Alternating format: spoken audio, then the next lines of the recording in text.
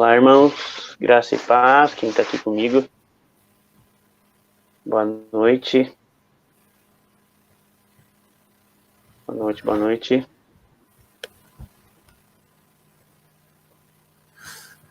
O pessoal já está entrando, graças a Deus, vai ser uma noite abençoada na presença do Senhor, amém? Não se esquece de, você que está aí no Facebook ou no YouTube, de compartilhar essa live, lembrando que você pode ser um agente de transformação na vida das pessoas que te seguem no Facebook, no YouTube, e é isso aí. Boa noite, Pedro, Deus abençoe. Amém, Mara. Vamos juntos com a graça do nosso Senhor Jesus Cristo. Eu queria iniciar lendo um texto que está em Salmo 133, o versículo 1, que diz assim: como é bom e agradável que os irmãos convivam em união. Então, nessa noite a gente tem um convidado lá da IPI Manaim, o Éder, que está aqui conosco. Vou colocar ele aí na tela junto comigo. Boa noite, Éder. Oi, gente, tudo bem? Boa noite, boa noite. Bom, gente, para quem não conhece o Éder, a nossa igreja já conhece o Éder, ele já foi lá pregar e ministrar a palavra para nós. O Éder, ele é casado, tem 2 filhos, ele é da IPI Manaim, presbítero e agora seminarista, quase pastor já, finalmente, já nos finalmente do curso.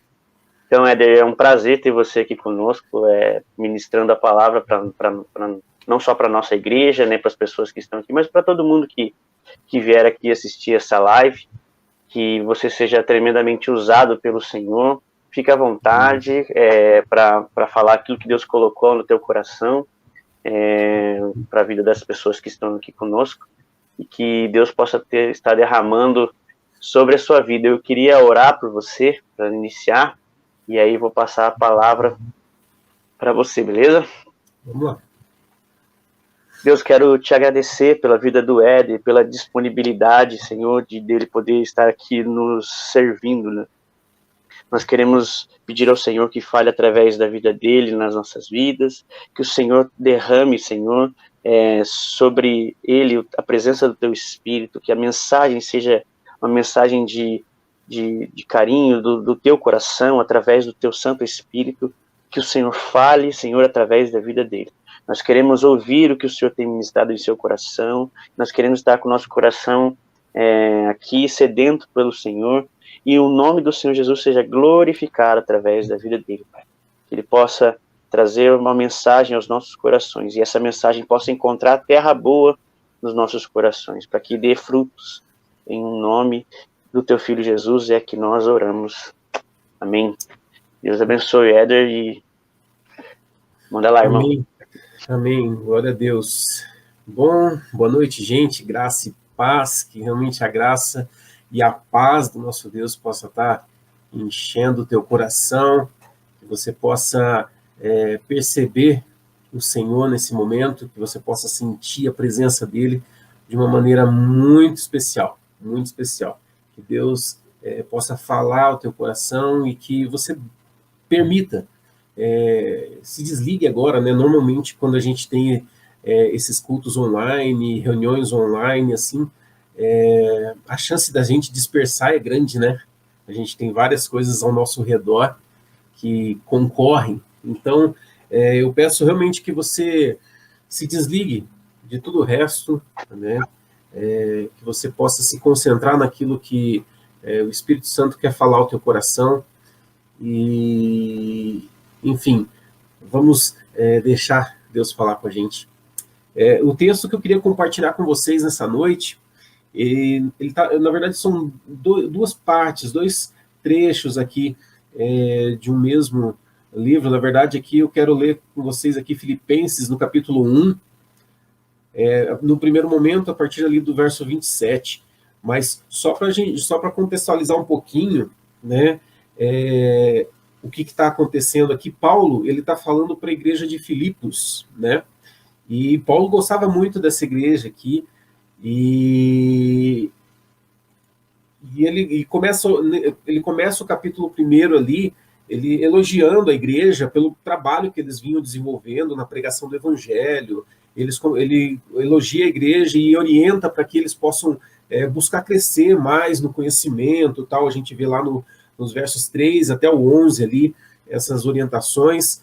Ele também fala para que, em meio às dificuldades, eles não deviam se desanimar, né, diante das dificuldades que viriam. A gente vê a partir ali do verso 12, ele trazendo essas orientações. Ele ressalta, é interessante aquele episódio, né, que ele fala que o morrer, né, é lucro, tal. Então ele fala que por Cristo é maravilhoso morrer, mas ele também fala assim que eu sei que para mim é lucro morrer, mas eu quero ficar com vocês, porque eu entendo que eu tenho muito trabalho a realizar. Então, até o verso 26, do 12 ao 26, ele começa a trabalhar isso também. Aí a gente chega aqui no texto propriamente dito, que eu vou ler com vocês, a partir do verso 27, que diz assim, ó: acima de tudo, vivam de modo digno do evangelho de Cristo, para que, ou indo até aí para vê-los, ou estando ausente, eu ouço a respeito de vocês que estão firmes em um só espírito, como uma só alma, lutando juntos pela fé do evangelho, e que em nada se sentem intimidados pelos adversários, pois o que para eles é prova evidente de perdição, para vocês é sinal de salvação, e isto da parte de Deus, porque vocês receberam a graça de sofrer por Cristo, e não somente crer nele, pois vocês têm o mesmo combate, que viram em mim e que agora estão ouvindo e continuam a ter.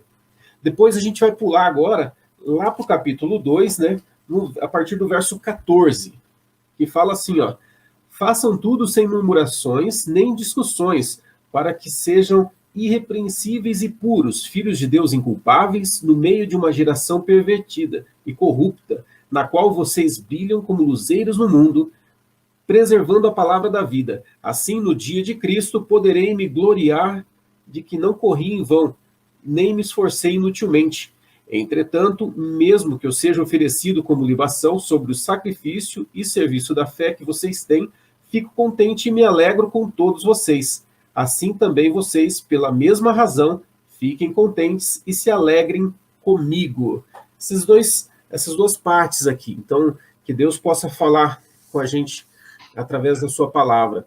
Bom, a gente então entra no texto e Paulo chama a igreja a viver dignamente para Cristo, né? Em todos os momentos, seja no momento de alegria, seja no momento de luta, de dificuldade, ele convoca a igreja a viver dignamente, né? Pois no mundo, ele fala, né, que o mundo vai rejeitar o evangelho e também vai perseguir a igreja. Então, permaneçam vivendo segundo a maneira como Cristo espera de vocês, né?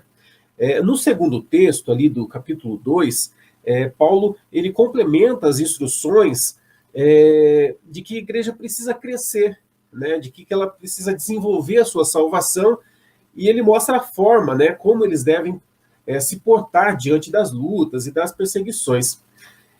Muito legal. E eu pergunto para você hoje, assim, será que a gente sofre perseguição, como Paulo estava orientando a igreja de Filipos na época?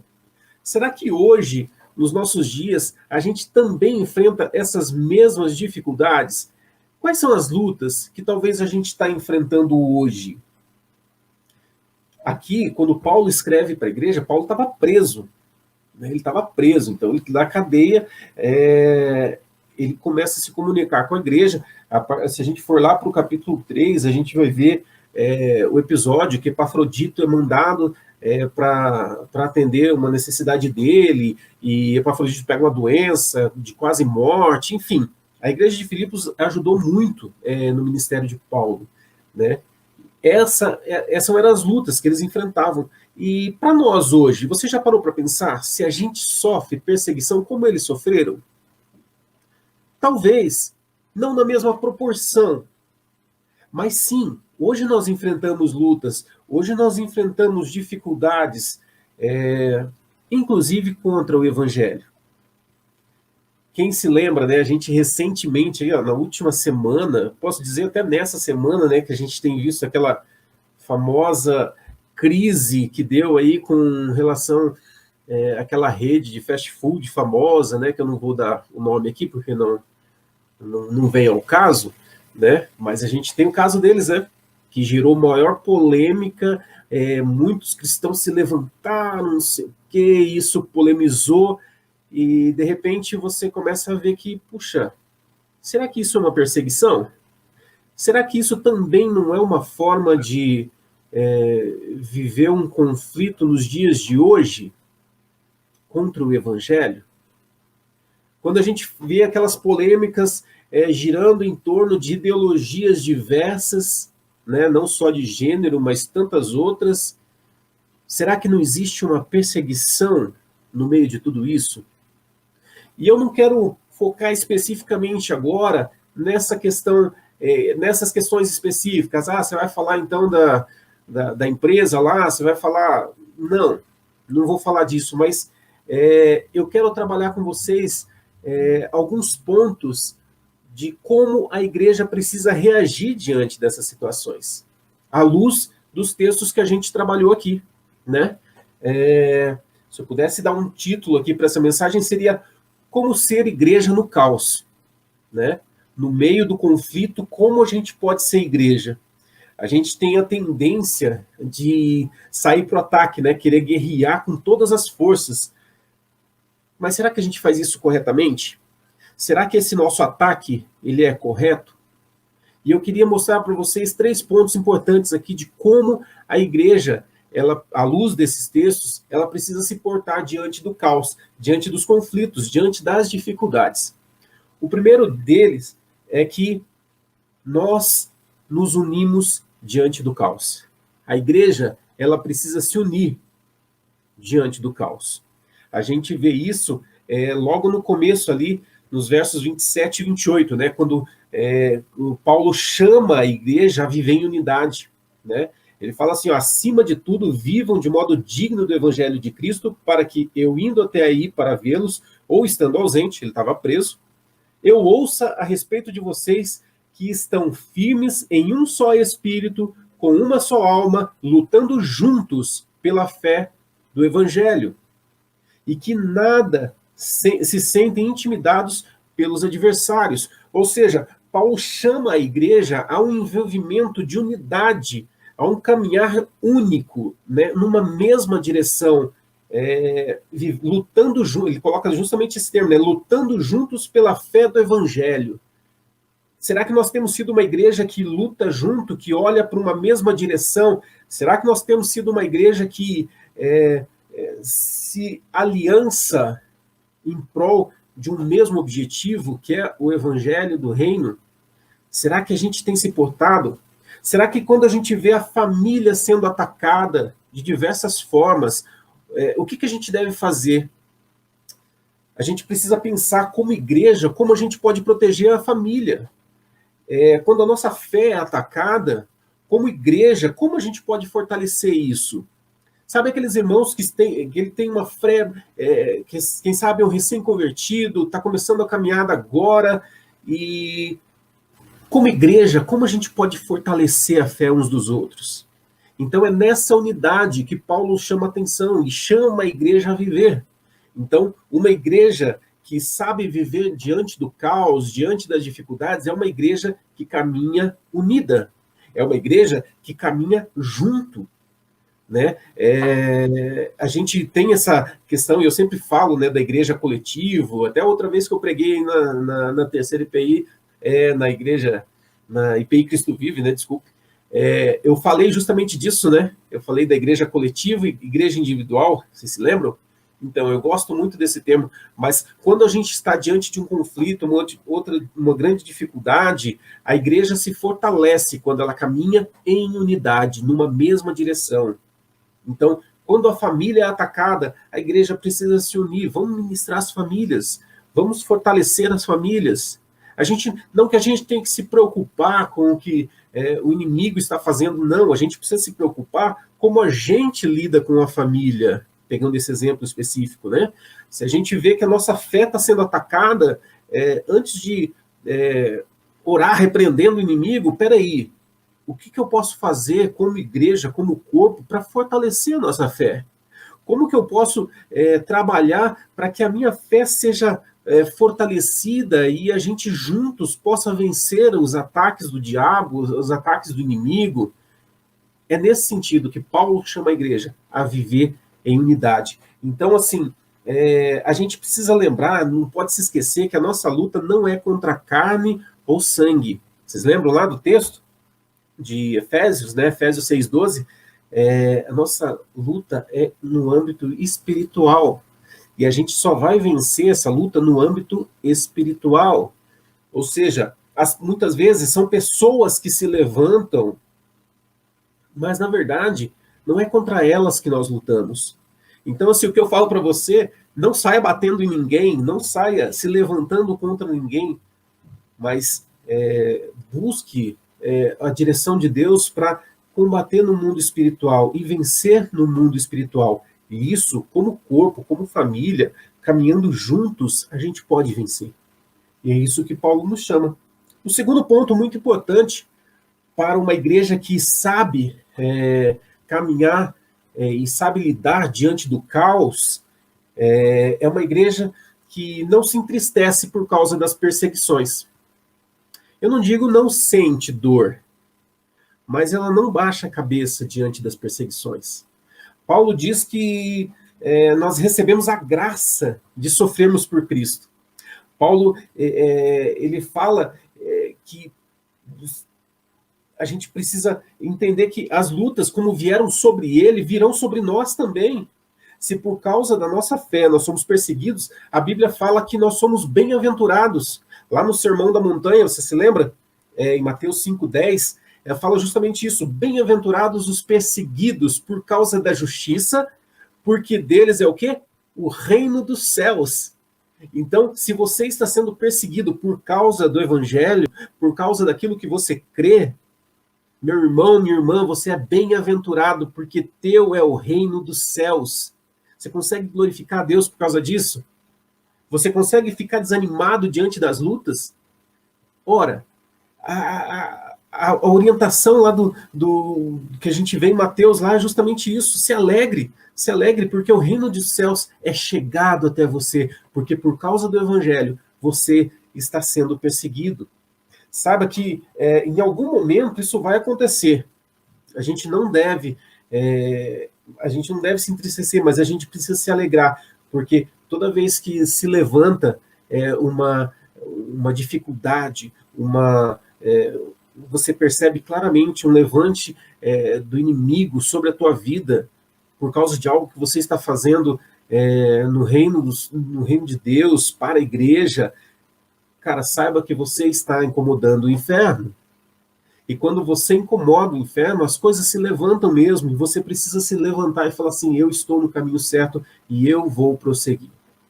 O diabo, ele não tem poder para tocar a tua vida se você foi lavado e redimido. Mas ele tem total condição de tentar travar você. Ele tem total condição de tentar atrapalhar o teu ministério.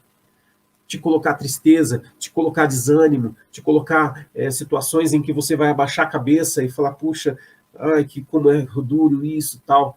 Mas a gente vê pela palavra que nós passaríamos por isso e nós precisamos levantar a cabeça com alegria e saber que Deus está conosco. Então, uma igreja que sabe caminhar diante do caos é uma igreja que vive unida e é uma igreja que não se entristece por causa das perseguições, porque ela entende que as perseguições são resultado do bom trabalho que ela tem feito em prol do evangelho.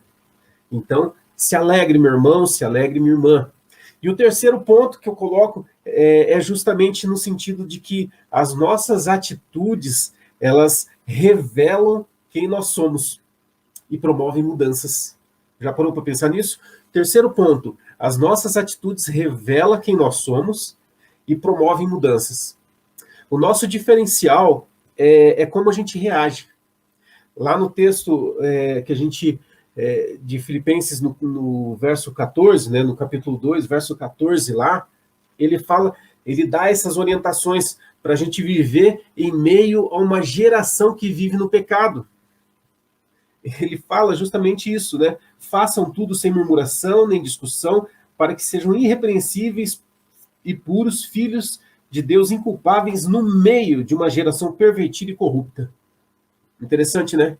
Então ele orienta, ó, faça tudo certinho, porque você vai enfrentar as dificuldades no meio de uma galera que não está não está fazendo o que você faz. Eles vivem no pecado. Eles não entendem o que você vive. Então se prepare. Então aquilo que é correto para você, para eles não é. Né? Aquilo que você considera pecado, para eles não é.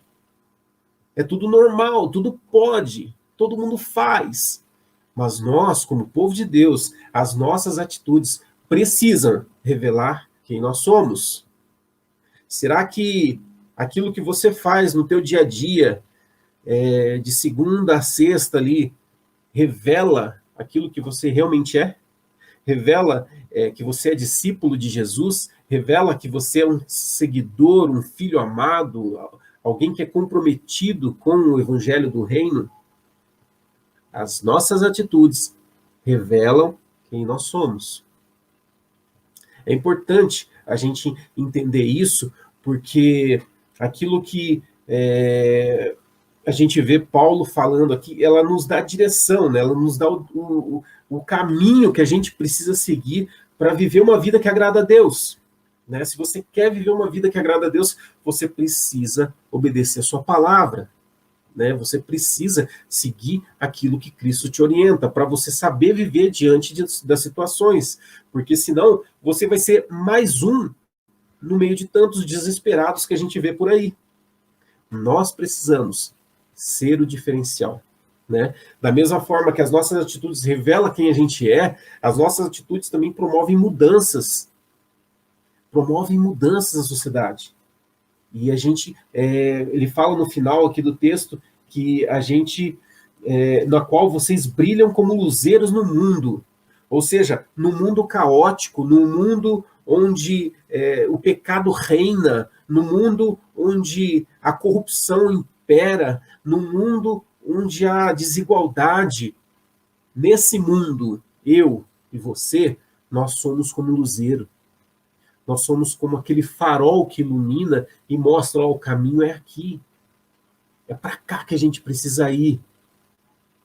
Somos sal da terra, né? Somos aqueles que devem promover a mudança na sociedade. E talvez você pense, mas eu não vou conseguir mudar o mundo. Não. E eu nem tenho essa pretensão de dizer que você vai mudar o mundo. Mas no seu mundo, no seu ambiente, ali sim você precisa promover mudança. Ali sim você precisa gerar vida. Em Romanos 12, 20, a gente vê aquele texto, né, que fala assim, ó, eu até tenho anotado aqui, ó, se o seu inimigo tiver fome, dele de comer, se tiver sede, dele de beber. Fazendo isso, você amontoará brasas vivas sobre a cabeça dele. Eu sempre me questionei, falei assim, puxa, como assim, né? Se o meu inimigo, eu faço tudo de bom para ele, ao invés do que o meu coração gostaria de fazer, e eu vou amontoar brasa viva. E eu fui pesquisar e ver a respeito disso, e eu achei uma ilustração bem interessante assim, a respeito disso, que ele mostra assim, carvão em chama, sabe, o carvão em brasa, eles amontoados na cabeça de um homem, eles expressariam uma intensa agonia. Então, assim, o apóstolo diz que o efeito de fazer o bem ao inimigo seria produzir dor. Mas essa dor resulta na vergonha, resulta num remorso de consciência que gera uma mudança de atitude. Consegue compreender? Aquele incômodo que você gera, como ele dá essa ilustração da brasa viva sobre a cabeça, esse incômodo que é gerado na cabeça do teu inimigo, gera um desconforto tal que traz um remorso e uma consciência de mudança. Então, nesse sentido, que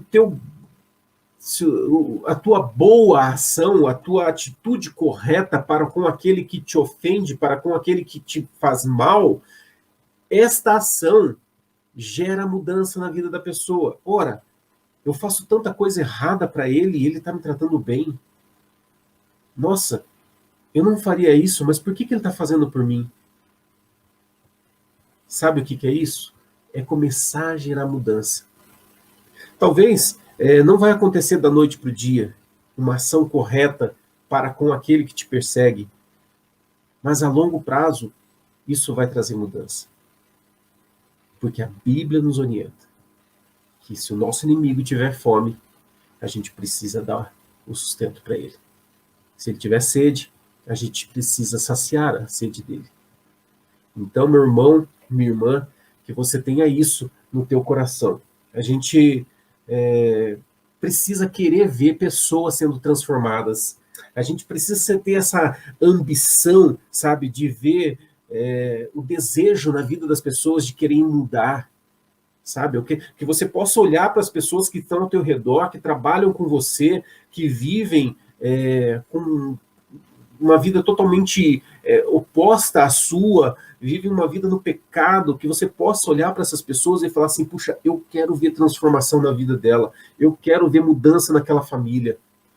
Você precisa desejar no teu coração isso, e você precisa lutar para isso. Então, essa postura é de uma igreja que realmente entende o seu papel. Essa é uma postura de uma igreja que escolhe fazer diferença. Entende o que eu digo?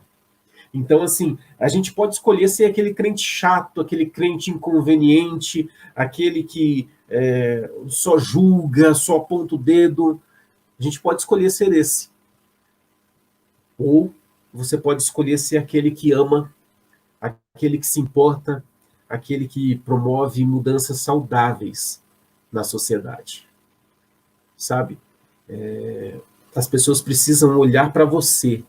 As pessoas precisam olhar para mim e enxergar que elas têm acesso a uma palavra de conforto, a uma palavra de vida, a uma palavra de encorajamento, a uma palavra de transformação. As pessoas precisam, no meio do desespero, a primeira pessoa que ela precisa lembrar é de você. Porque se ela não lembrar de você no momento da angústia, talvez é porque você não tem feito diferença. Por que tantas pessoas correm atrás de N soluções para a vida delas? Porque talvez não apareceu um cristão de verdade que a amasse de verdade e que estendesse o braço para ajudar. Então, assim, o desafio para nós hoje é amar as pessoas pelo que elas são, independente do que ela faz. Mas você precisa amar. Eu preciso amar. Porque essa é uma característica de uma igreja que faz a diferença. Essa atitude vai revelar quem eu sou. Essa atitude vai demonstrar quem realmente eu sigo. Deus tem um propósito para a minha vida, Deus tem um propósito para a tua vida. Só que a gente precisa dar passos para alcançar. Então, que essas três características possam fazer parte da tua vida. Se cada membro da igreja colocar em prática esses 3 pontos que eu coloquei, eu tenho absoluta certeza que as nossas igrejas elas vão ser relevantes no meio do caos. Elas vão ser importantes no sentido de promover restauração. As pessoas precisam sentir falta de você. Se nós retirássemos a tua igreja do bairro, será que a vizinhança sentiria falta? Ou será que eles pensariam assim, puxa, a gente vai alugar esse negócio para quê? Será que vai ser um supermercado? Será que vai ser um shopping? Será que vai ser o quê? Ou elas vão falar assim, puxa, cadê aquela igreja que fez tanta diferença na minha vida, na minha família? Então, assim, meu irmão, minha irmã, valorize fazer diferença. Valorize amar as pessoas como elas são.